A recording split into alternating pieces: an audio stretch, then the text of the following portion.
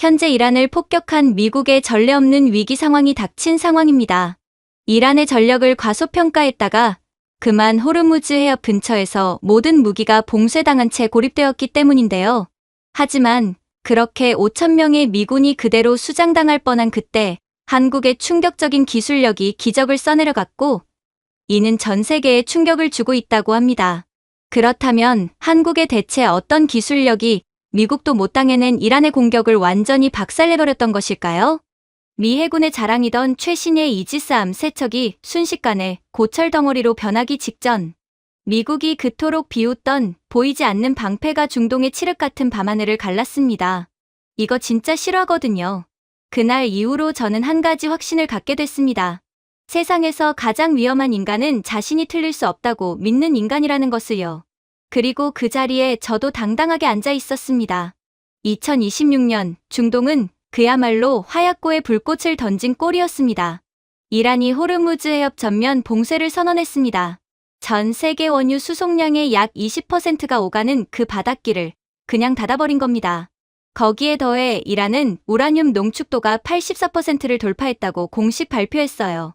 핵무기 제조에 필요한 농축도가 90%라는 걸 감안하면 이건 사실상 우리 핵 거의 다 만들었어라는 협박이나 다름없었습니다.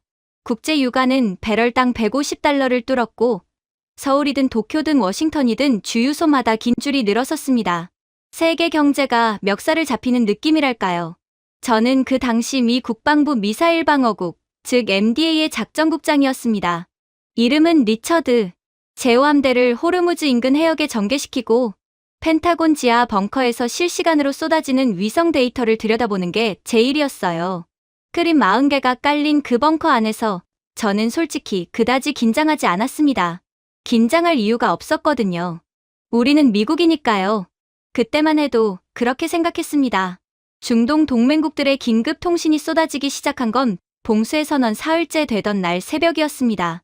UAE, 사우디아라비아, 바레인, 다들 같은 말이었어요. 방공망이 흔들리고 있다. 지원이 필요하다. 절박한 목소리들이 스피커를 뚫고 나왔지만 솔직히 말씀드리면 저와 회뜩 차관 데이비드는 그 목소리보다 손에 든 서류에 더 집중하고 있었습니다. 데이비드는 아주 능숙하게 계산기를 두드리는 인간이었어요. 방산업체들의 연주를 쥐고 있었고 그 연줄로 자기 정치 생명을 먹여 살리는 사람이었죠. 그가 내 앞에 서류 한 장을 밀어넣으며 말했습니다. 리처드, 이거 봐.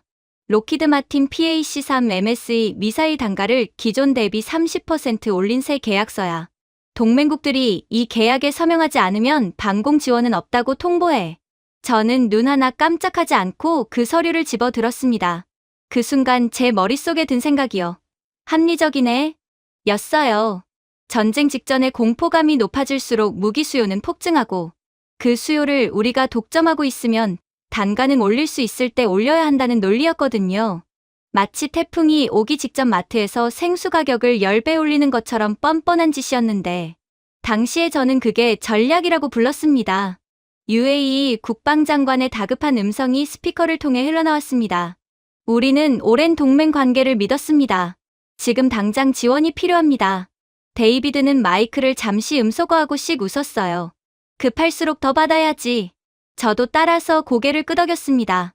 지금 생각하면 정말 역겨운 장면인데 그때 저는 그게 현실주의적 외교라고 착각하고 있었습니다. 그렇게 벙커 안이 자기만족으로 가득 차 있을 때 문이 쾅 하고 열렸습니다. DARPA 국방고등연구계획국의 수석 데이터 분석관 사라였습니다. 그녀는 제가 아는 사람 중 가장 감정 기복이 없는 인간인데 그날은 달랐어요. 노트북을 옆구리에 끼고 뛰어들어온 얼굴이 벌겋게 달아올라 있었거든요.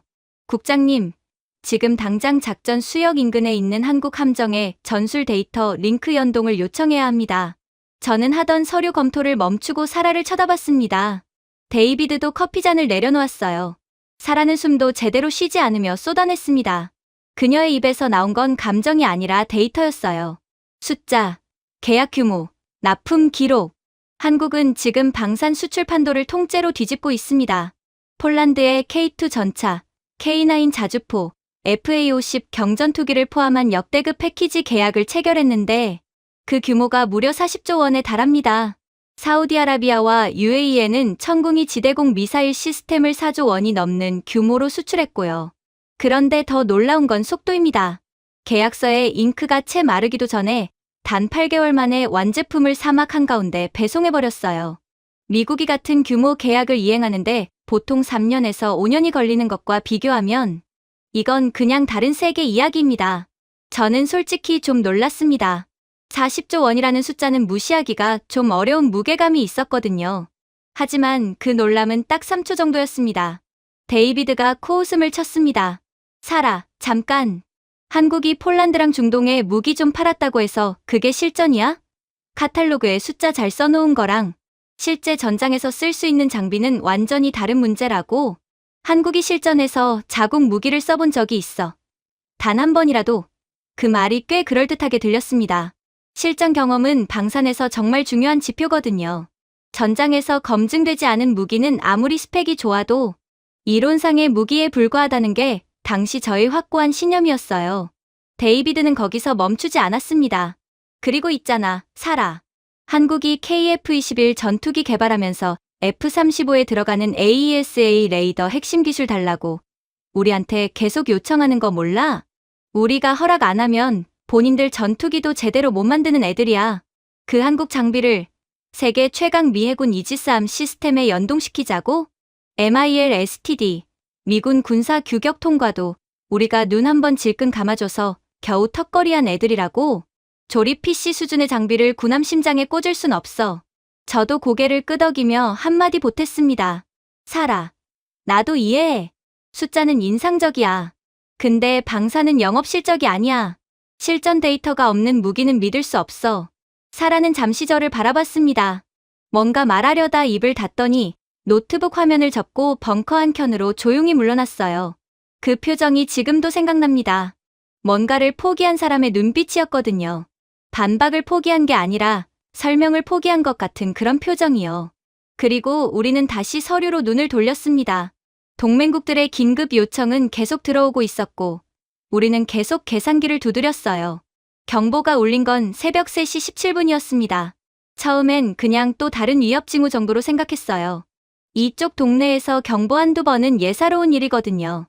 그런데 2분도 지나지 않아 벙커 전체가 얼어붙었습니다. 이란 혁명수비대가 동시다발적으로 발사를 시작했습니다. 샤헤드 136 자폭 드론 500대와 파타이, 극초음속 미사일 12발.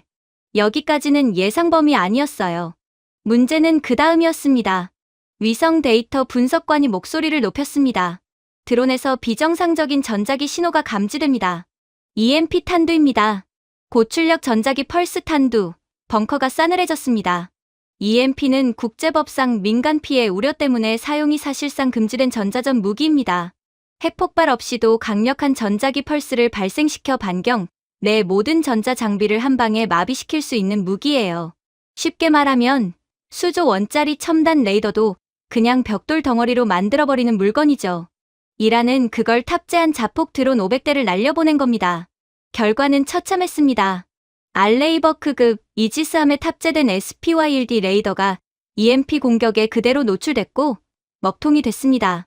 1조 원이 넘는 전함이 눈뜬 장님이 된 거예요. 레이더가 꺼지자 미군의 SM-6 요격 미사일들도 유도 전파를 잃었습니다. 발사된 미사일들이 목표를 찾지 못하고 허공에서 스스로 자폭하기 시작했어요. 요격률 15%. 정찰위성 카메라가 그 장면을 실시간으로 전 세계에 중계하고 있었습니다. 중국, 러시아, 북한, 이란이 그 영상을 보고 있었어요. 세계 최강 미해군이 불법 무기 앞에 속수무책으로 무너지는 장면을. 저는 그때 처음으로 손이 떨렸습니다. 서류를 쥔 손이 아니라 아무것도 쥐지 않은 빈손이 떨렸어요. 화면 속에서 이란의 드론 떼가 새까만 밤하늘을 뒤덮는 광경을 보면서 제 머릿속에 단 하나의 생각이 스쳤습니다. 우리가 틀렸다. 그 생각과 함께 벙커 반대편에서 조용히 노트북을 열고 있는 사라의 얼굴이 눈에 들어왔습니다. 그녀는 아무 말도 하지 않았어요. 그냥 화면을 보고 있었습니다. 그 표정이 뭔가를 말하고 있었는데 저는 그때까지도 그 뜻을 정확히 읽지 못했습니다. 곧 화면 속 숫자들이 저를 짓눌렀습니다. 이지스함 레이더가 다운되면서 니미츠 항모 반경 100km 안의 방공망이 통째로 사라져버렸습니다. 비유하자면 철옹성 같던 요새 성벽이 눈 깜짝할 사이에 공기로 변해버린 거예요. 그 텅 빈 하늘 위로 이란의 파타이 극초음속 미사일 12발이 마하 15의 속도로 낙하하고 있었습니다. 마하 15면 초속 약 5km입니다. 총알보다 15배 이상 빠른 속도로 5,000명이 타고 있는 항모를 향해 떨어지고 있었어요. 탄착까지 남은 시간 4분. 저는 그 숫자를 보면서 처음에는 뭔가 대응할 수 있을 거라고 생각했습니다. 미국이잖아요. 세계 최강 해군이잖아요. 뭔가 있겠지. 뭔가 카드가 있겠지. 그런데 작전 참모가 내뱉은 말 한마디가 그 믿음을 완전히 박살냈습니다. PAC-3 예비 재고 제로, SM-6 요격 미사일 재고 제로입니다. 제로, 0.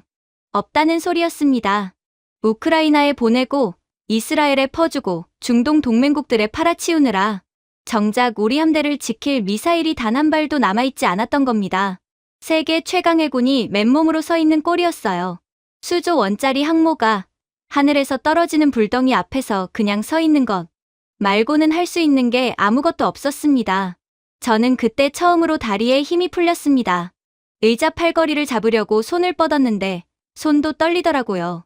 미국이 이렇게 아무것도 못하고 죽음을 기다려야 하는 상황에 놓일 줄은 꿈에도 몰랐습니다. 니미츠 갑판 위 수병들 얼굴이 카메라에 잡혔습니다. 20살도 채 안 돼 보이는 얼굴들이 하늘을 올려다보고 있었어요. 불덩이가 날아오는 걸 맨눈으로 보면서 그 아이들이 할 수 있는 건 아무것도 없었습니다.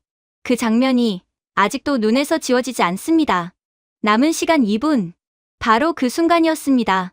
벙커 레이더 화면 한쪽 구석에서 신호 하나가 잡혔습니다. 아무것도 없어야 할 해역 그 사각지대에서 수직 발사관들이 불을 뿜기 시작한 겁니다. 그것도 우리 미군 레이더에는 식별조차 되지 않는 함정에서요. 발사 방식부터 달랐습니다. 우리가 아는 미사일 발사는 화염이 먼저 터지면서 미사일이 올라갑니다.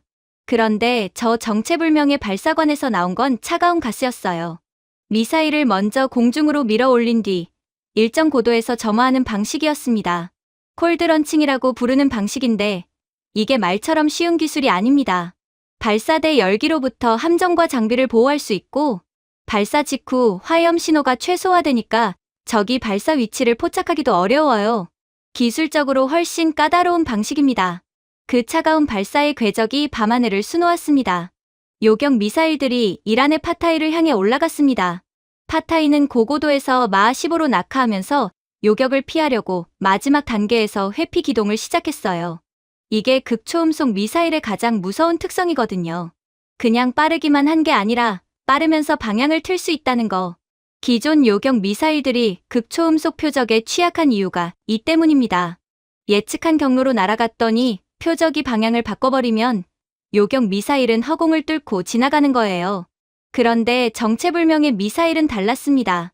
파타이가 급격히 방향을 꺾는 순간 요격 미사일이 측추력기를 뿜으며 궤도를 90도 가까이 꺾어버렸습니다. 공중에서 방향을 트는 게 아니라 측면 추력으로 몸통째 옆으로 틀어버린 거예요. 이 동작을 마하 5 이상의 속도에서 해냈다는 게 믿기지 않았습니다. 제가 방산 분야만 20년 넘게 있었는데 그 기동을 저 속도에서 저 정확도로 해내는 시스템을 본 적이 없었거든요. 그리고 결과가 나왔습니다. 12발 전부 100% 탄두끼리 직접 충돌해서 공중에서 박살을 냈습니다. 히트 투 킬, 직격 요격이라고 부르는 방식이에요. 파편이나 폭발로 근처에서 터뜨리는 게 아니라 말 그대로 탄두와 탄두가 정면으로 부딪혀서 없애버리는 기술입니다. 그러니까 정확도가 엄청나게 높아야 해요. 시속 수만 킬로미터로 날아오는 물체를 정확히 맞춰야 하니까 총알로 날아오는 총알을 맞히는 것보다 훨씬 어렵습니다. 12발 전부를 그렇게 해낸 거였습니다. 단 한 조각의 파편도 니미츠 갑판에 닿지 않았습니다. 벙커 안이 말 그대로 굳어버렸습니다. 누가 먼저 말을 꺼내지도 못했어요. 저도 입이 열리지 않았고 데이비드도 멍하니 화면을 바라보고만 있었습니다. 스피커에서는 니미츠 함교의 교신 소리가 들려왔는데 그것도 잠시 뚝 끊겼다가 다시 터져 나왔어요. 여기는 니미츠. 위협 제거 확인. 전 구역 이상 없음. 그제야 누군가 긴 숨을 내쉬었고 다른 누군가는 벽에 등을 기댔습니다. 저는 그냥 화면을 빤히 바라봤습니다. 아직도 제 머릿속은 하나의 질문으로만 가득 차 있었으니까요. 저게 어디서 쏜 겁니까? 레이더에 잡히지 않는 함정, 우리 식별 코드와 다른 발사 방식, 그리고 그 정확도. 도무지 퍼즐이 맞지 않았습니다. 저는 중얼거렸습니다. 도대체 저게 어디서 쏜 미사일입니까? 데이비드가 가장 먼저 입을 열었습니다. 이스라엘이야. 바락 8 업그레이드 버전이 분명해. 아니면 우리 로키드 마틴이 극비리에 배치해둔 실험 장비이거나. 자신이 없으면 목소리가 커지는 법인데 데이비드는 오히려 평소보다 더 크게 단언했습니다. 100% 요격 데이터가 눈앞에 떠 있는데도 그는 현실을 다른 서랍 속에 집어넣으려 하고 있었어요. 로키드 마틴이 아니면 이스라엘, 이스라엘이 아니면 로키드 마틴. 그 두 가지 선택지 안에서 답을 찾으려는 거였죠. 그때 사라가 조용히 앞으로 걸어 나왔습니다. 그녀의 손에는 레이더 주파수 분석 데이터가 담긴 노트북이 들려 있었습니다. 화면에 그래프가 가득했어요. 사라가 모니터를 큰 스크린에 연결하며 말했습니다. 차관님, 이건 이스라엘 바락 8이 아닙니다. 로키드 마틴 장비도 아니고요. 데이비드가 눈살을 찌푸렸습니다. 근거가 뭐야? 레이더 신호 자체가 다릅니다. 저 미스터리 함정에서 뿜어져 나오는 레이더 전파 주파수 특성을 분석했더니 지라갈륨, 즉 간 기반의 능동 위상 배열 레이더입니다. AESA 레이더예요. 잠깐 설명이 필요할 것 같아서요.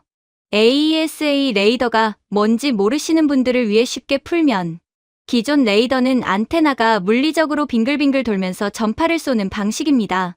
그런데 AESA는 안테나 자체에 수천 개의 작은 송수신 소자가 박혀 있어서 물리적으로 움직이지 않아도 전파를 원하는 방향으로 마음껏 쏠 수 있어요. 반응 속도가 비교할 수 없을 만큼 빠르고 여러 방향을 동시에 추적하는 게 가능합니다. 거기에 간 지라갈륨 소재를 쓰면 전력 효율과 출력이 훨씬 높아지죠. 최신 군용 레이더의 정점에 있는 기술입니다. 사라가 계속했습니다. 문제는 우리 미 해군 이지스 시스템보다 세대가 앞선다는 거예요. 저 함정의 레이더는 지금 동시에 40개 표적을 실시간으로 추적하고 있습니다. 우리 알레이버크급이 오늘 표적 10개 추적하다가 과부하로 먹통이 됐잖아요.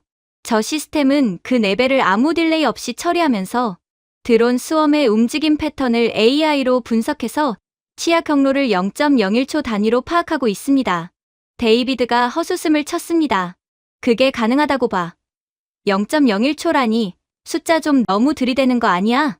가능하지 않으면 방금 그 결과가 나올 수가 없습니다. 사라의 목소리는 흔들리지 않았어요. 그녀는 숫자로 싸우는 사람이었거든요. 오늘 요격한 파타이 극초음속 미사일, 회피 기동하는 표적을 히트2킬로 12발 전부 직격 요격했습니다. 이 방식이 얼마나 어려운 건지 아십니까? 야구공으로 야구공을 공중에서 맞히는 것과 비슷한 난이도인데 그 야구공이 마하 15로 날아오면서 방향까지 틀고 있는 겁니다. 전 세계 어떤 시스템도 이 조건에서 100%를 기록한 사례가 없어요. 오늘 이전까지는 그 말이 벙커 안을 조용하게 만들었습니다. 사라가 마지막으로 한마디를 더 얹었습니다. 그리고 EMP 탄도에도 끄떡없었죠. 오늘 우리 이지스함들 전부 다 먹통됐는데 저 함정만 살아있었습니다. 이건 단순한 전파 차폐가 아니에요. 능동적으로 주파수를 변조해서 EMP의 영향을 최소화하는 기술입니다. 이 두 가지 기술적 특성, 즉 극초음속 표적 직격 요격과 고출력 EMP 능동 대응. 이 조합이 동시에 구현된 사례는 전 세계에서 딱 한 나라에서만 확인된 기록이 있습니다. 저는 자신도 모르게 몸을 앞으로 기울였습니다. 최근 중동의 까다로운 국가들이 줄줄이 계약서에 서명한 지대공 미사일 시스템, 납품 약속을 어기는 게 업계관행처럼 굳어진 이 바닥에서 계약 후 단 8개월 만에 완제품을 현지에 배송하고 즉각 운용 가능한 상태로 세팅까지 해준 나라? 중동의 거친 모래바람과 폭염 속에서도 안정적으로 작동하는 걸 현장에서 직접 증명한 나라. 사라가 스크린의 레이더 신호 분석 화면을 가리키며 말했습니다. 바로 그 나라의 차세대 이지스 전투 체계입니다. 이건 제가 추측하는 게 아니에요. 저 레이더 신호 특성이 제가 지난 3년간 분석해온 그 나라의 기술 데이터베이스와 정확히 일치합니다. 데이비드는 입을 다물었습니다.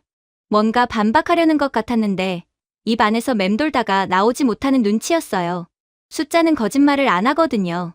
감정으로 덮으려 해도 레이더 주파수, 분석 결과를 억지로 다른 나라 이름으로 바꿔 부를 수는 없는 노릇이었습니다. 저는 화면을 바라봤습니다. 레이더에도 잡히지 않는 그 함정, 어둠 속에 조용히 자리를 지키고 있는 그 유령 같은 존재가 뿜어낸 요격. 미사일 12발이 남긴 데이터가 스크린을 가득 채우고 있었어요. 100%. 그 숫자 하나가 제가 20년간 쌓아온 확신들을 하나씩 흔들기 시작했습니다. 그렇게 사라가 레이더 분석 데이터를 스크린에 올려놓은 직후였습니다. 데이비드가 의자에서 벌떡 일어나더니 손바닥으로 테이블을 세게 내리쳤어요. 커피잔이 흔들렸고 주변 장교들이 어깨를 움츠렸습니다. 그는 얼굴이 불그락푸르락해진 채로 목소리를 높였습니다. 우연이야. 이건 그냥 우연이라고. 저 배에 실린 레이더가 이란 EMP 전파랑 주파수가 운 좋게 안 겹친 거고, 미사일 12발 요격도 적이 제대로 못 만든 물건을 쏜 거지. 지금 당장 우리 미해군 복구 절차 시작해. 우리 이지스 시스템이 돌아오면 이딴 논쟁 자체가 필요 없어. 그 말에 제 안에서도 뭔가 흔들렸습니다. 솔직히 말씀드리면 저도 한쪽 귀로는 그 말이 들렸거든요. 우연일 수도 있지 않을까. 아직까지도 제 뇌의 일부는 그 편한 결론을 고르고 싶어 했습니다.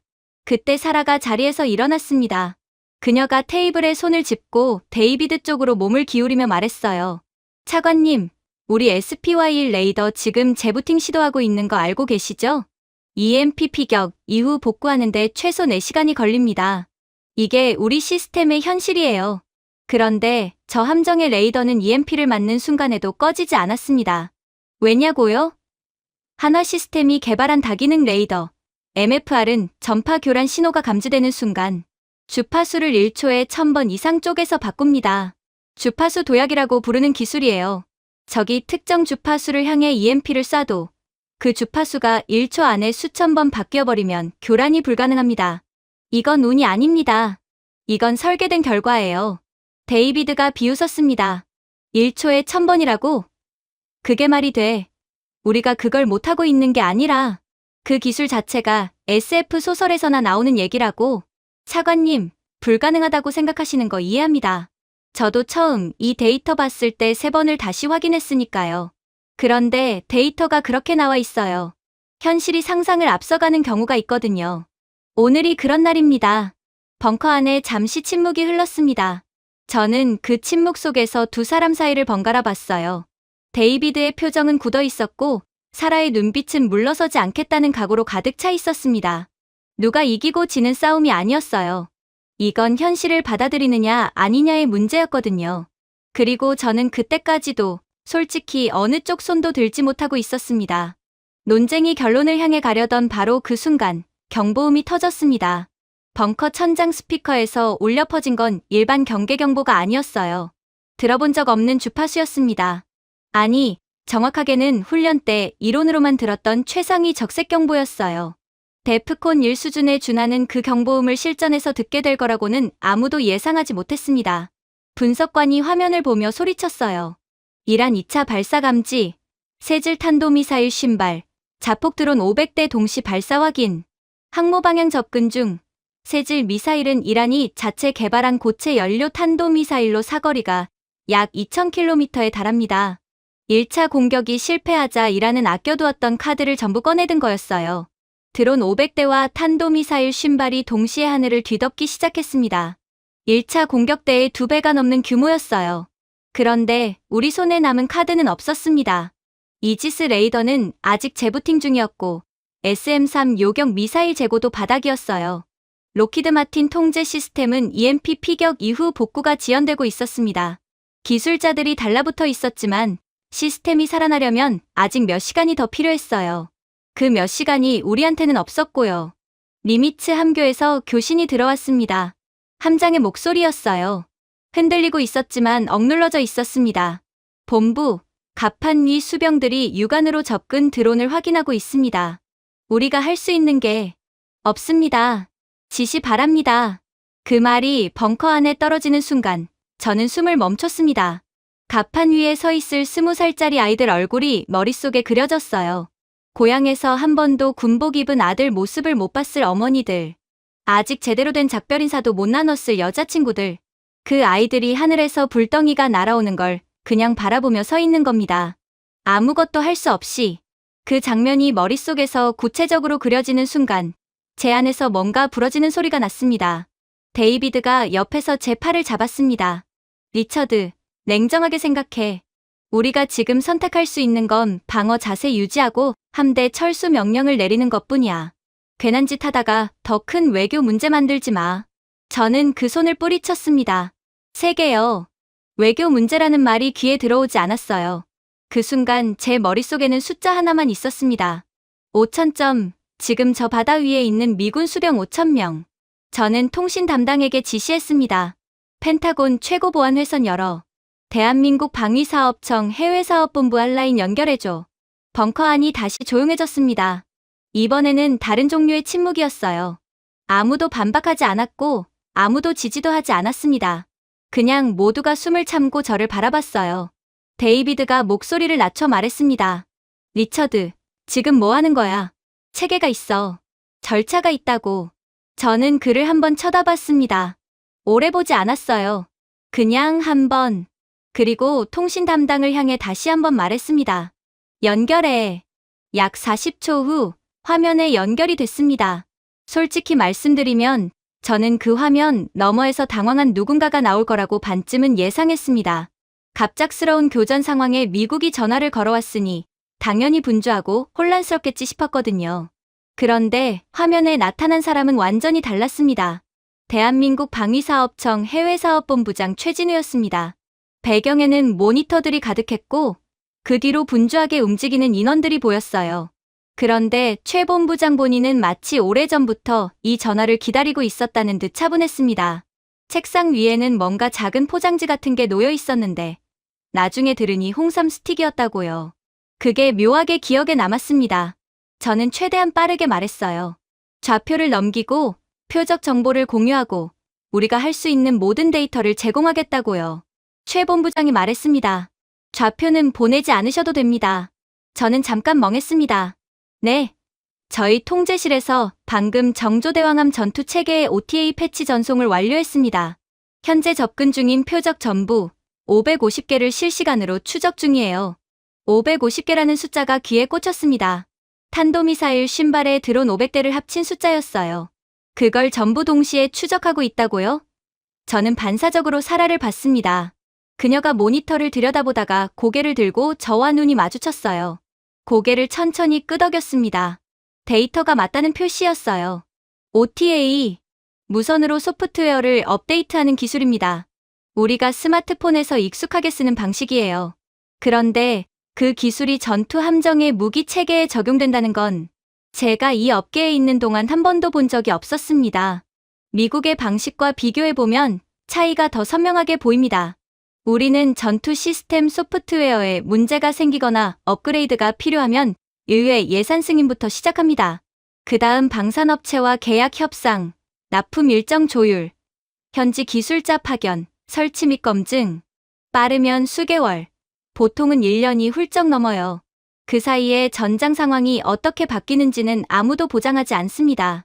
그런데 한국은 통제실에서 무선으로 패치를 보냈고 그게 실시간 전장 한가운데 있는 함정에 적용됐다는 겁니다. 그것도 전투가 진행 중인 상태에서요. 저는 그 개념이 머릿속에서 제대로 처리되는데 몇 초가 걸렸습니다. 전투 시스템을 소프트웨어로 실시간 관리하려면 전제 조건이 엄청납니다. 군사 등급의 암호화 통신이 필요하고 시스템이 모듈화돼 있어야 하며 업데이트 검증 프로세스가 자동화돼 있어야 해요. 어느 하나라도 빠지면 전투 중에 시스템을 건드리다가 오히려 멈춰버릴 수 있거든요. 그 모든 걸 갖춰야 가능한 일을 한국은 이미 실전에서 쓰고 있었던 겁니다. 저는 그 장면을 보면서 비유 하나가 머릿속에 떠올랐습니다. 미국은 지금 전장에서 뭔가 고장나면 AS 기사를 불러서 직접 수리하는 방식으로 운영하고 있는 거예요. 그 AS 기사가 오는데 몇 달이 걸리고요. 반면 한국은 전투함정을 일종의 플랫폼으로 운영하면서 필요한 기능을 원격으로 올려주는 방식을 쓰고 있었습니다. 군함이 무기인 동시에 하나의 연결된 시스템인 거예요. IT 강국의 민간 기술이 방산 시스템, 운영 방식 자체를 바꿔놓은 겁니다. 저는 떨리는 목소리로 화면 속 최 본부장에게 물었습니다. 본부장님, 한 가지 여쭤봐도 될까요? 말씀하세요. 정조대왕함은 왜 이 해역을 떠나지 않았습니까? 1차 공격이 있었을 때 철수했어도 아무도 뭐라 안 했을 텐데요. 잠깐의 침묵이 있었습니다. 최 본부장은 화면 너머로 뭔가를 바라보다가 다시 카메라로 눈을 맞추고 말했습니다. 함께 배치된 우방 함대가 위기에 처했는데 우리가 먼저 돌아설 수는 없죠. 그 말이 벙커 안에 가라앉았습니다. 길게 울려 퍼지는 말도 아니었고 특별히 강한 어조도 아니었어요. 그냥 사실을 이야기하듯 담담했습니다. 그런데 그 담담함이 오히려 더 깊이 박혔습니다. 제 옆에 있던 노장 장성 하나가 입술을 꽉 다물었습니다. 눈이 빨개진 게 보였어요. 저도 뭔가 목구멍에 걸리는 느낌을 받았고요. 벙커 안에 여러 사람이 고개를 숙이거나 시선을 화면에 고정했습니다. 데이비드만 입을 꾹 다문 채 팔짱을 끼고 있었습니다. 저는 다시 화면을 봤습니다. 최 본부장 뒤로 분주하게 움직이는 한국 측 통제 인원들이 보였어요. 표정들이 진지했습니다. 흥분하거나 당황한 기색 없이 각자 맡은 모니터를 들여다보며 데이터를 처리하고 있었어요. 전쟁이 진행 중인 현장을 원격으로 관제하는 사람들 치고는 너무 차분했습니다. 마치 이 상황 자체가 처음부터 이들에게는 작전 계획 안에 있었던 것처럼요. 저는 그 순간 처음으로 명확하게 알았습니다. 우리가 그동안 무시해온 게 뭔지를요. 우리가 카탈로그 스펙이라고 비웃었던 것들이 사실은 전장 한가운데에서 실시간으로 작동하고 있었다는 것. 우리가 실전 경험이 없다고 깎아내렸던 나라가 정작 우리가 쓸 수 없는 상황에서도 이미 대응을 완료해놓고 있었다는 것. 그 사실이 너무 뒤늦게 제 머릿속으로 들어왔습니다. 벙커 안의 카운트다운 화면이 적색으로 깜빡이고 있었습니다. 이란의 2차 공격 대열이 니미츠를 향해 좁혀오고 있었어요. 그리고 정조대왕함의 전투 체계가 550개의 표적을 향해 준비를 마치고 있었습니다. 그 화면 속 숫자가 제 심장을 조르는 것 같았습니다. 이란의 세질 탄도미사일 50발이 대기권을 뚫고 재진입을 시작했습니다. 고도가 뚝뚝 떨어지면서 탄착까지 남은 시간이 카운트다운되고 있었어요. 3분, 180초. 그 숫자가 벙커 정면 스크린에 적색으로 박혀 있었습니다. 니미츠 함교에서 교신이 끊어졌다가 다시 들어왔습니다. 이번엔 함장이 아니었어요. 갑판 위 하사관의 목소리였습니다. 떨리는 목소리로 한마디만 했어요. 어머니한테 연락할 방법이 있습니까? 그 말 한마디가 벙커 안의 모든 소음을 집어삼켰습니다. 위성화면 구석에서 보이는 갑판 위 수병들이 주머니에서 뭔가를 꺼내 들고 있었어요. 휴대폰이었습니다. 마지막 문자를 보내는 거였어요. 그 장면을 보는 순간 저는 목이 막혔습니다. 그리고 그때 사라가 말했어요. 국장님, 지금 이 550개 복합 표적을 동시에 교전으로 막아낼 수 있는 시스템은 전 세계에서 하나뿐입니다. 저는 이미 알고 있었습니다. 정조대왕함에 탑재된 한국형 수직 발사체계, KVLS, 그리고 LIG-X1의 LSAM 장거리 지대공 미사일, 탄도미사일과 드론이 뒤섞인 복합 표적을 3차원 공간에서 동시에 교전하는 건 단순히 미사일 많이 쏘는 문제가 아닙니다. 각 표적의 고도, 속도, 궤도를 실시간으로 계산하면서 최소한의 요격 자산으로 최대한의 격추율을 뽑아내야 해요. 그 연산을 지금 이 순간 실시간으로 해낼 수 있는 시스템이 이 바다 위에서 정조대왕함 하나뿐이었습니다. 미국은 외통수였습니다. 한국의 동의 없이는 3분 뒤 항모 니미츠가 그냥 바다 밑으로 가라앉는 것 말고 선택지가 없었어요. 화면에 최진우 본부장이 다시 연결됐습니다. 그는 여전히 차분했어요. 뒤에서 움직이는 통제실 인원들의 표정도 흔들림이 없었습니다. 최 본부장이 먼저 말을 꺼냈습니다.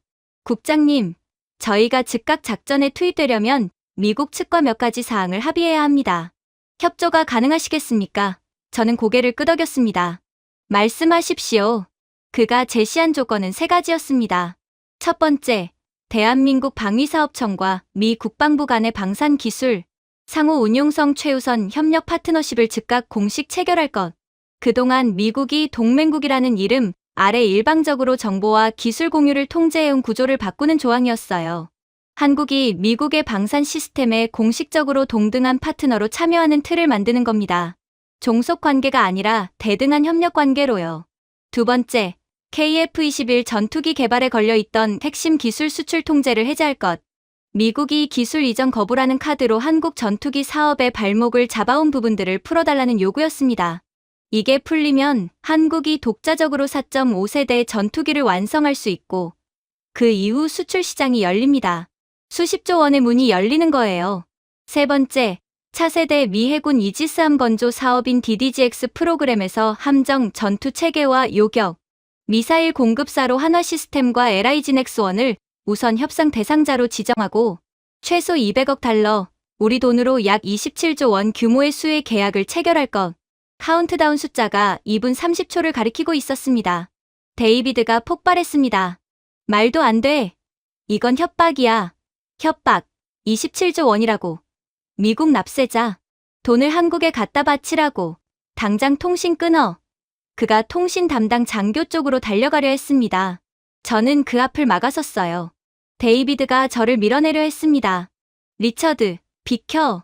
이건 국익의 문제야. 항모 하나 잃어도 미국은 안 망해. 하지만 레이시온 계약이 한국으로 넘어가면 내 선거 자금줄이 끊긴다고. 내 정치 생명이 끝나는 거야. 저는 그 자리에서 굳었습니다. 5,000명. 가족에게 마지막 문자를 보내고 있는 5,000명의 목숨. 그리고 자기 정치 자금줄. 데이비드는 지금 이 두 개를 저울에 올려놓고 계산하고 있는 거였습니다. 저는 그를 밀쳐냈습니다. 3개요.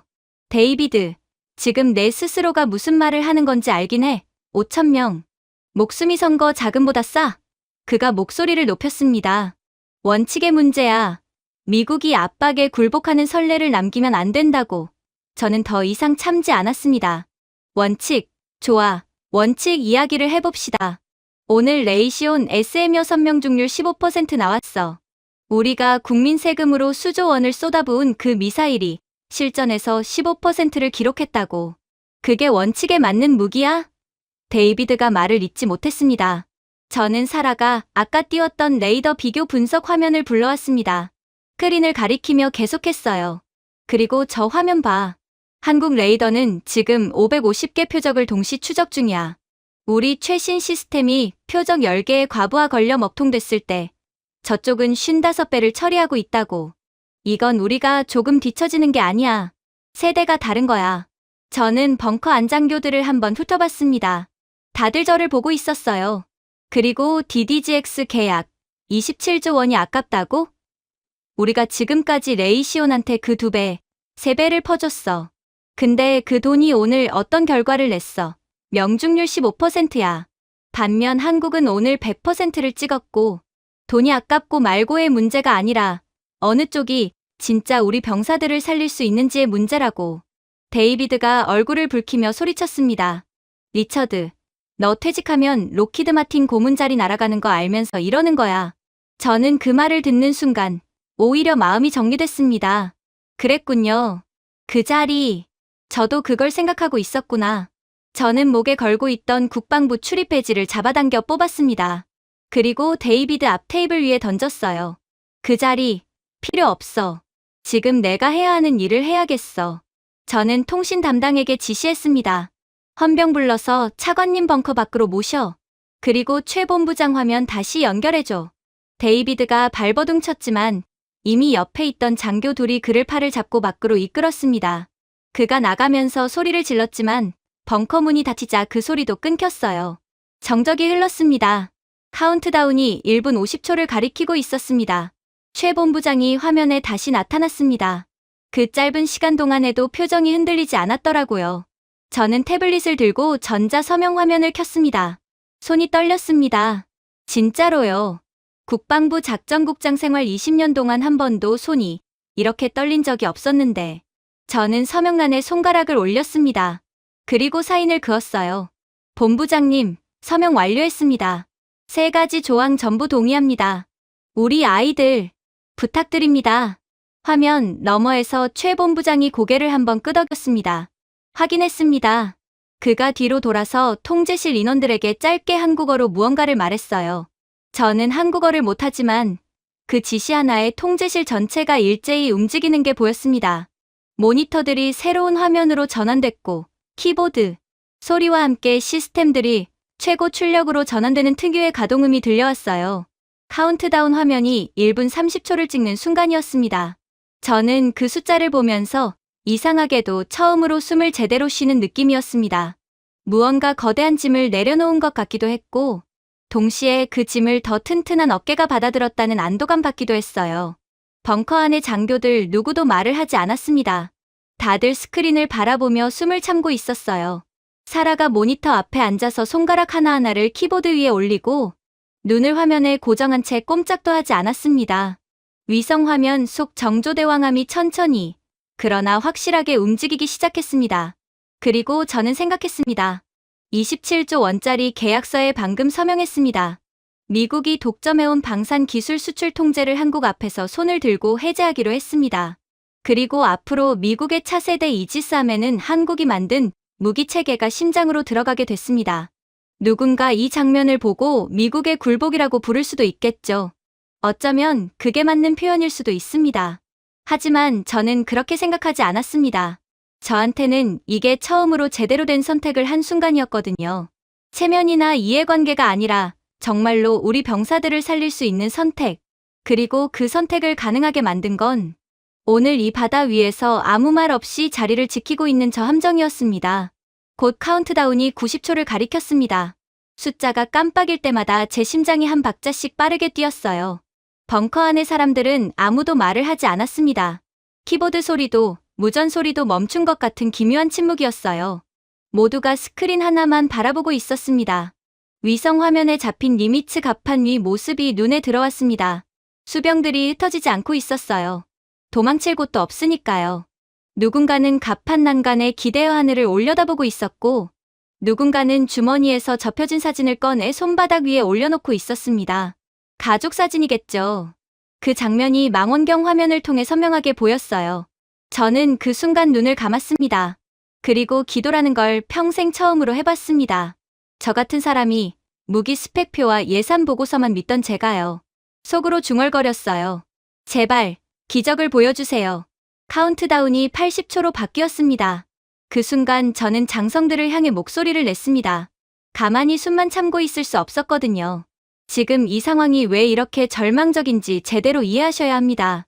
우리 이지스 시스템이 최고 성능으로 살아있다 해도 이론상 동시에 추적하고 교전할 수 있는 표적 한계치는 100개 남짓입니다. 그런데 지금 하늘에 있는 게 몇 개예요. 세질 탄도미사일 신발에 자폭 드론 500대. 합쳐서 550개입니다. 누군가 조용히 침을 삼키는 소리가 들렸어요. 더 큰 문제는 이 550개가 전부 다른 궤도로 날아온다는 겁니다. 고도도 다르고 속도도 다르고 접근 각도도 제각각이에요. 비유하자면 서울 시내 한복판에서 사방팔방에서 동시에 달려오는 오토바이 550대를 한 명이 맨손으로 전부 막아야 하는 상황이에요. 단순히 빠른 게 문제가 아닙니다. 어떤 순서로 어떤 방법으로 막을지를 0.1초 안에 계산해내야 하는데 기존 방식으로는 연산량 자체가 불가능한 수준입니다. 메인프레임 서버를 동원해도 이 계산을 실시간으로 처리하려면 몇 분이 걸려요. 우리한테 몇 분이 있습니까? 정적이 흘렀습니다. 카운트다운이 60초를 찍었습니다. 그때였습니다. 사라가 모니터를 응시하다가 갑자기 자리에서 튀어오를 뻔했습니다. 그녀의 목소리가 벙커 전체를 뚫었어요. 국장님, 정조대왕함 전투 체계가 방금 전체 표적 연산을 완료했습니다. 550개 탄착점 예측에 걸린 시간이 0.01초입니다. 아무도 말을 하지 못했습니다. 0.01초. 사람이 눈 한 번 깜빡이는데 걸리는 시간이 대략 0.3초입니다. 그것보다 30배 빠른 시간 안에 550개 표적의 궤도를 전부 계산하고 요격, 우선순위와 방법까지 결정해버린 거예요. 저도 처음엔 그 숫자를 잘못 들은 줄 알았습니다. 사라, 다시 한번 말해봐. 몇 초? 0.01초입니다. 데이터 2번 확인했어요. 어떻게 그게 가능한 건지 설명이 필요하실 것 같아서요. 일반적으로 군함의 전투관리 시스템은 데이터를 위성을 통해 육지의 지휘본부로 올려보내고 거기서 연산한 결과값을 다시 내려받는 방식으로 작동합니다. 왕복 통신에 시간이 걸리고 연산 자체에도 시간이 걸려요. 이 과정이 빠르면 수십 초, 느리면 그 이상이 걸리기도 합니다. 전장에서 수십 초는 사람이 죽고 사는 시간이에요. 그런데 정조대왕함은 달랐습니다.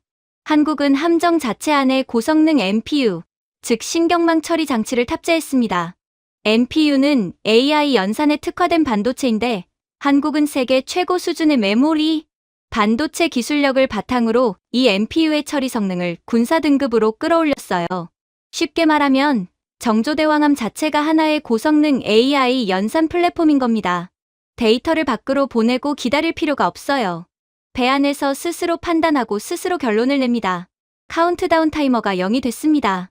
니미츠 갑판 위의 하늘이 맑았습니다. 충격파도 없었고 파편도 없었어요. 갑판에 떨어진 건 아무것도 없었습니다. 550개의 표적이 단 하나도 니미츠에 닿지 못했어요. 무전기에서 목소리가 들렸습니다. 아주 어린 목소리였어요. 대역폭이 넓은 고속통신망을 함정에 통합하고 워싱턴은 겉으로는 평온했어요.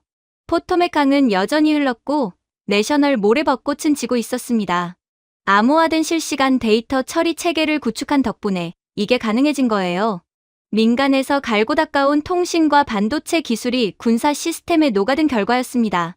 한국이 이 기술을 보유하게 된 건 하루아침이 아니었어요. 수십 년 동안 반도체와 통신 인프라에 투자하고 기술을 쌓아온 결과가 이 순간 전장에서 터진 겁니다.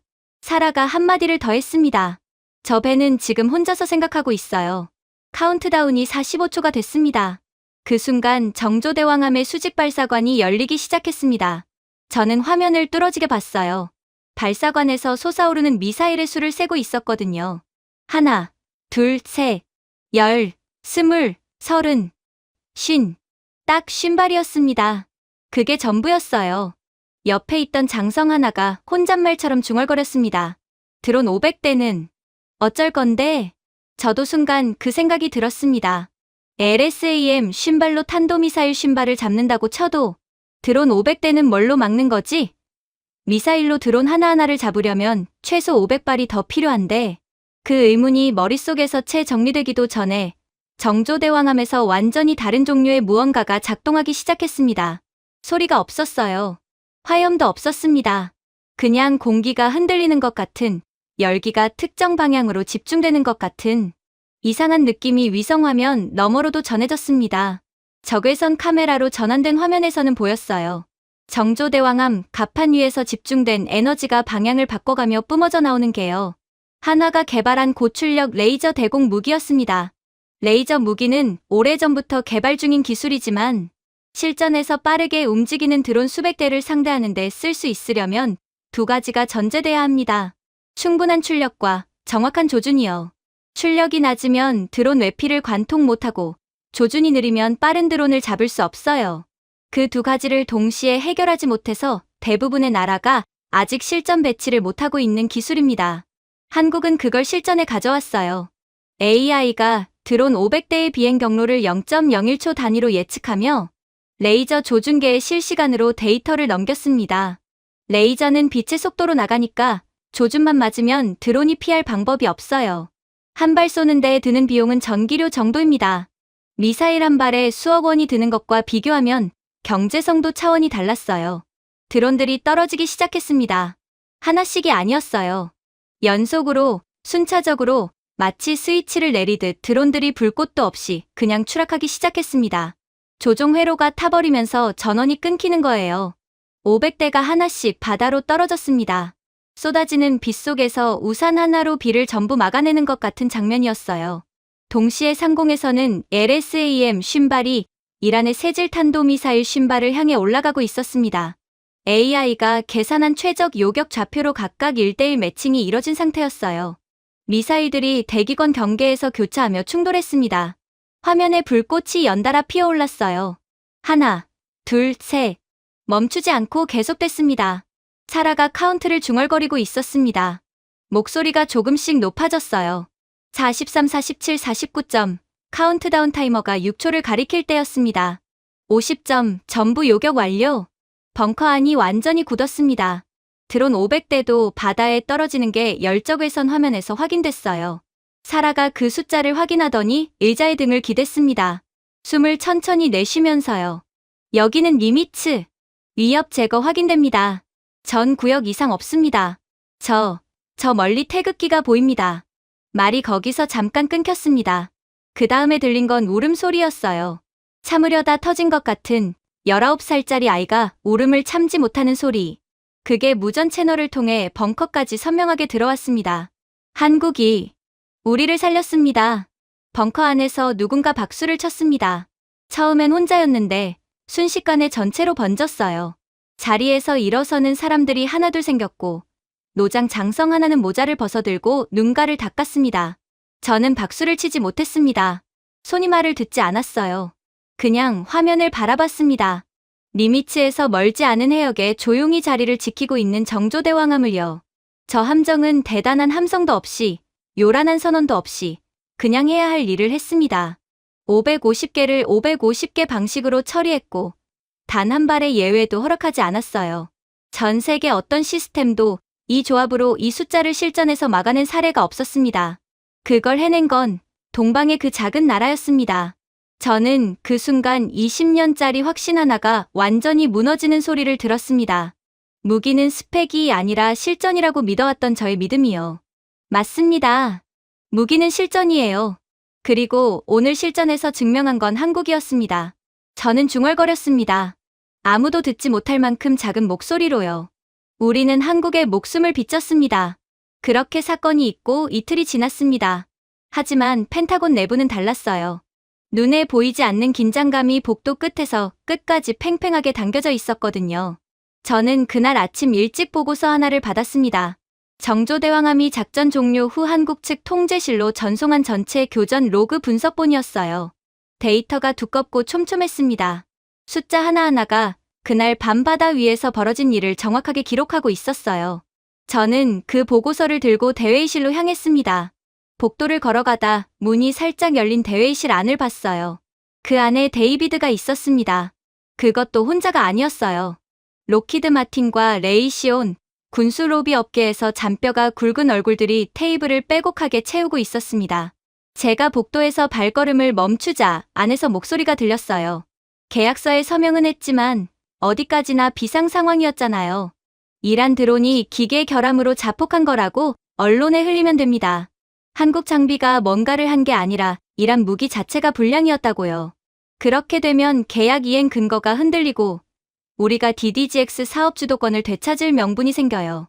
데이비드의 목소리였습니다. 저는 그 말이 끝나기 무섭게 문을 밀고 들어갔어요. 손에 들고 있던 보고서를 테이블 한가운데 집어 던졌습니다. 두꺼운 서류가 테이블 위로 쫙 펼쳐졌어요. 회의실 안 사람들이 일제히 저를 쳐다봤습니다. 결함이라고요. 우연이라고요. 저는 스크린을 켜고 정조대왕함의 교전 로그 데이터를 불러왔습니다. 그럼 데이터부터 같이 봅시다. 저는 먼저 미사일 비교 화면을 띄웠습니다. SMU과 LSAM의 교전 방식 차이였어요. 우리 SM6 계열 미사일이 어떻게 작동하는지 아십니까? 발사 이후에도 군함에 달린 조명 레이더, 일루미네이터가 표적에 전파를 계속 쏴줘야 합니다. 미사일 자체는 그 반사 신호를 따라가는 거예요. 비유하자면 어둠 속에서 손전등을 누군가 계속 비춰줘야 우리 미사일이 그 빛을 보고 날아가는 구조입니다. 표적이 하나면 괜찮아요. 그런데 표적이 수십 개가 되면 손전등 한 개로 수십 군데를 동시에 비출 수 없잖아요. 그래서 표적이 많아질수록 요격률이 뚝뚝 떨어지는 겁니다. 데이비드가 팔짱을 꼈습니다. 그게 우리 기술의 한계라는 건 알지? 근데 그게 한국이 잘났다는 증거가 돼. LSAM은 다르거든요. 미사일 앞부분에 소형 AESA 레이더가 내장돼 있어요. 쏘고 나서 군함이 더 이상 신경 안 써도 됩니다. 미사일 스스로가 표적을 찾아가거든요. 군함이 손전등을 들고 계속 비춰줄 필요 없이 미사일 자체에 눈이 달려 있는 겁니다. 그러니까 표적이 늘어나도 요격 정확도가 떨어지지 않아요. 쏘면 쏠수록 독립적으로 작동하는 거니까. 이게 자율 유도 방식과 지령 유도 방식의 근본적인 차이입니다. 로비스트 하나가 끼어들었습니다. 기술적으로 그게 더 낫다고 해도 실전 운용 경험이 있어야. 있습니다. 이틀 전에요. 저는 교전 로그 숫자를 화면에 띄웠습니다. LSAM 신발 발사, 탄도미사일 신발 요격, 요격률 100%. 이게 실전 데이터입니다. 이보다 더 확실한 실전 경험이 어디 있습니까? 회의실이 잠잠해졌어요. 저는 거기서 멈추지 않았습니다. 다음 화면을 넘겼어요. 그리고 왜 다른 나라가 이걸 따라하지 못하는지 말씀드리겠습니다. 단순히 기술이 없어서가 아니에요. 이 시스템이 작동하려면 전제 조건이 세 가지가 동시에 갖춰져야 합니다. 저는 손가락을 하나씩 꼽았습니다. 첫째, 군사 등급으로 최적화된 AI 연산 반도체. 한국은 세계 최고 수준의 메모리 반도체를 생산하는 나라입니다. 이 기반 위에서 군사용 NPU를 개발할 수 있었어요. 반도체를 남한테 사다 쓰는 나라는 이 분야에서 자체 최적화가 불가능합니다. 우리 미국도 군용 고성능 반도체의 상당 부분을 외주에 의존하고 있죠. 로비스트들 사이에서 미묘한 침묵이 흘렀습니다. 둘째, 실시간 무선 전투 체계 업데이트 인프라. 작전 중에 소프트웨어를 원격으로 갱신하려면 암호화 통신 기술과 모듈화된 전투 시스템 설계가 전제돼야 합니다. 우리 미국은 전투 체계 소프트웨어를 수정하려면 방산업체에 연락하고 계약 수정하고 현장 기술자를 보내는데 보통 18개월이 걸려요. 한국은 이틀 전 전장에서 AI 알고리즘을 무선으로 3초 만에 배포했습니다. 18개월과 3초. 이 차이가 관료주의의 차이가 아니라 시스템 설계 철학 자체가 다른 겁니다. 데이비드가 입술을 질끈 깨물고 있었습니다. 셋째, 레이저 무기와 유도 미사일의 동시 운용 능력. 이 두 가지를 하나의 전투 체계 안에서 AI가 실시간으로 분배해서 운용하려면 앞선 두 가지가 전부 갖춰진 상태에서 수년간의 통합 개발이 필요합니다. 어느 하나라도 빠지면 무너져요. 그리고 전 세계에서 이 세 가지를 전부 자국 기술로 갖춘 나라가 지금 몇 개입니까? 저는 잠깐 쉬었다가 말했습니다. 한국이 유일합니다. 데이비드가 벌떡 일어났어요. 얼굴이 붉어져 있었습니다. 리처드, 너 지금 어느 나라 사람이야? 록히드 마틴 고문직도 걷어찼으면서 이제 한국 홍보대사 하려고. 이건 미국의 국익을 스스로 갖다 바치는 짓이야. 저는 데이비드를 똑바로 바라봤습니다. 국익이요. 3일 전에 5,000명이 죽을 뻔했을 때 당신이 내린 판단이 국익이었습니까? 레이시온 로비 자금 지키는 게 국익이었습니까? 데이비드가 말을 잇지 못했습니다. 저는 국방부 사람입니다. 제 국익은 우리 병사들이 살아서 집에 돌아오는 겁니다. 그리고 지금 그 목적에 가장 부합하는 기술이 어디 있는지 3일 전에 실전으로 증명됐어요. 그 사실을 흐릿하게 만들려고 언론 플레이를 하겠다고요? 저는 테이블 위 서류를 가리켰습니다. 이 로그 데이터는 위성, 해군 통신, 이란 측 요격 결과까지 교차 검증된 자료입니다. 이걸 가지고 드론이 자폭했다고 우기면 그 거짓말이 얼마나 버티겠습니까? 회의실 안 로비스트들이 시선을 피하기 시작했습니다. 그리고 며칠 후였습니다. 뉴스 속보가 쏟아졌어요. 저는 펜타곤 복도 한쪽에 걸린 TV 화면에서 그 자막들을 봤습니다. 미 의회, 한미 방산협력 강화 협정 비준 완료, DDGX 차세대 이지스 구축함 전투 체계 및 요격 미사일 공급사로 한화 시스템, LIG넥스원 최종 확정, 계약 규모 약 200억 달러. 그것만이 아니었습니다. KF-21 관련 핵심 기술 수출, 통제 해제 소식이 알려진 다음 날, 폴란드와 사우디, UAE가 잇따라 성명을 냈어요. 그동안 미국 눈치 때문에 구매를 보류하고 있던 나라들이었습니다. 폴란드가 KF-21 120대 도입 검토를 공식화했고, 사우디와 UAE는 합동으로 선계약 의향서를 제출했습니다. 규모를 다 합치면 수십조 원에 달하는 수요가 하룻밤 사이에 터진 거예요. 그 소식이 전해지자 뉴욕 증시에서 이상한 일이 생겼습니다. 록히드 마틴 주가가 장 시작과 함께 수직 낙하했어요. 반대로 한국 방산 기업들의 주식은 뉴욕 시장에 상장된 ETF까지 덩달아 치솟았습니다. 워싱턴의 방산 로비 업계에서는 수십 년 만에 지각 변동이라는 말이 나왔어요. 저는 그 뉴스들을 보면서 건물 밖으로 나왔습니다. 짐을 쌌거든요. 얼마 남지 않은 개인 물건들을 박스에 담아 경비실에 맡기고 출입증 없이 걸어 나왔어요. 해가 기울고 있었고 워싱턴 특유의 해질녘 빛이 포토맥 강 쪽으로 길게 드리워지고 있었습니다. 걸으면서 저는 생각했습니다. 한국이라는 나라에 대해 제가 처음 접한 건 방산 브리핑 문서 속 수출 통계였습니다. 숫자로 먼저 알았어요. 그 다음엔 카탈로그 스펙으로 알았고 그 다음엔 동맹국이라는 이름표로 알았습니다. 그런데 정작 그 나라가 어떤 나라인지를 저는 이틀 전 밤바다 위에서 처음 알았습니다. 전쟁의 잿더미 속에서 출발한 나라가 70년이 채 안 되는 시간 안에 세계에서 가장 까다로운 전자부품을 가장 정밀하게 만드는 나라가 됐습니다. 반도체를 세계에서 가장 빠르게 뽑아내고 통신망을 세계에서 가장 먼저 오지로 구축했어요. 민간에서 갈고 닦은 그 기술들이 한 번의 마찰 없이 방산 시스템에 통합됐습니다. 그래서 나온 결과가 이틀 전에 그 장면이었어요. 다른 나라들이 이걸 못 따라하는 이유는 간단합니다. 반도체, 통신, AI, 방산. 이 네 가지를 자국 기술로 동시에 세계 수준으로 끌어올린 나라가 없거든요. 하나 잘하는 나라는 있어요. 둘 잘하는 나라도 있습니다. 하지만 네 가지를 동시에 자체 기술로 보유하고 그걸 하나의 전투 체계로 통합해낸 나라는 지금 지구상에 없어요. 한국 말고는요. 그리고 그게 하루아침에 만들어진 게 아닙니다. 수십 년 동안 기술에 집착해온 결과예요.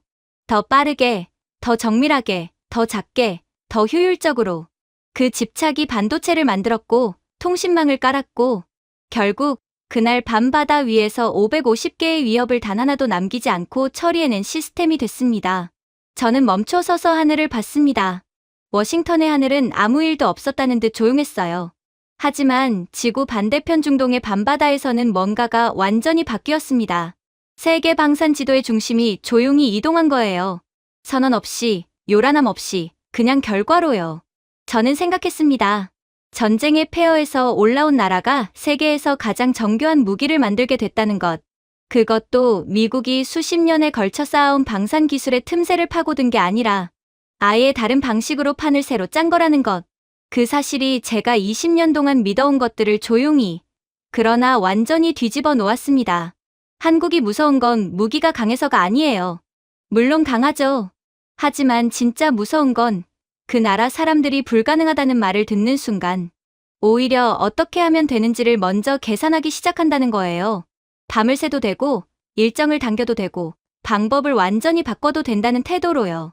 그 태도가 반도체를 만들었고 그 태도가 방산을 바꿨습니다.